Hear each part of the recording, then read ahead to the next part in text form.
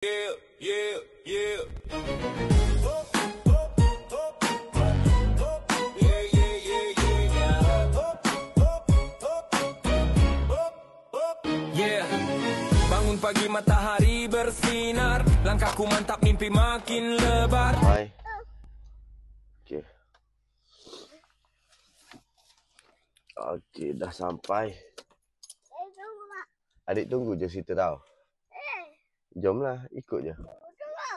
Tunggu naik kereta. Tunggu naik kereta. Tunggu. Tunggu. Okey, jap Sambil tunggu anak ya. Tunggu. Tunggu. Okey dah. Tunggu. Tunggu. Tunggu. Tunggu. Kena tunggu dia ya. Okey dah, boleh dah tu. Dah boleh dah. Okey, dah. Simpan. Nanti beli mainan. Okey. Sekarang ni kita dah sampai dekat Serena Heights. Okey, area sini. Okey, jap.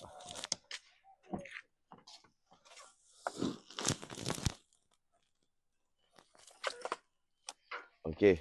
Sekarang ni kita dah sampai Serena Heights di apa ni? Kawasan Bangi. Okey. So sekarang ni kita nak tengok rumah ni. Sekarang staff kita pemasangan study table. Jom kita tengok. Cuma dekat sini ada 2 bilik lah. 2 bilik kita sedang buat. Okey, let's jom. Kita tengok tengah buat apa dekat sana. Okey. Assalamualaikum. Hui, macam mana ni? Boleh angkat ke? Ha? Penat ke? Hui. Boleh tengok sini. Oh. Kenapa? Tengok lutut cabut lah. Okey lagi. Okey lagi. Buat masa sekarang ni okey lagi. Okey. So sekarang ni kita nak pasang area sini. Tapi color ni dah sama ni. Ni kepala dia dah sama dengan yang ni. Sebab dia 2 tone color Color coklat dengan color cream. Dia 2 bilik, ada 2 bilik. So sekarang ni kita nak letak apa ni?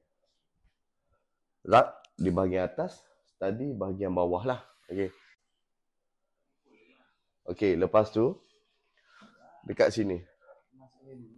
Okey. Dekat sini ada lagi. Untuk yang ni bilik anak dia. Okey, anak perempuan dia. Jom. Okey. Yang ni belum dipasang lagi. Okey, bentuk dia macam ni. Okey, drawing dah ada.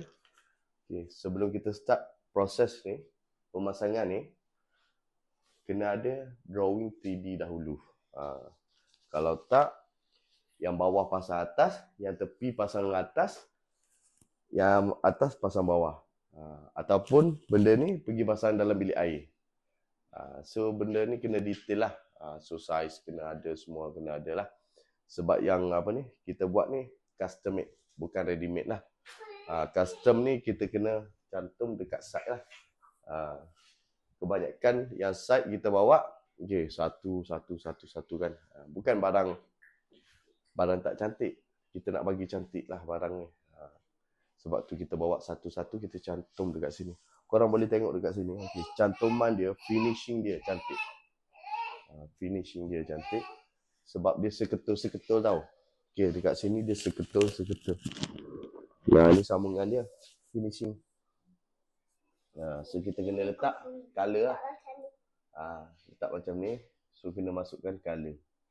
Sebab semua ni kita guna bercolor. Tengok drawer pun color.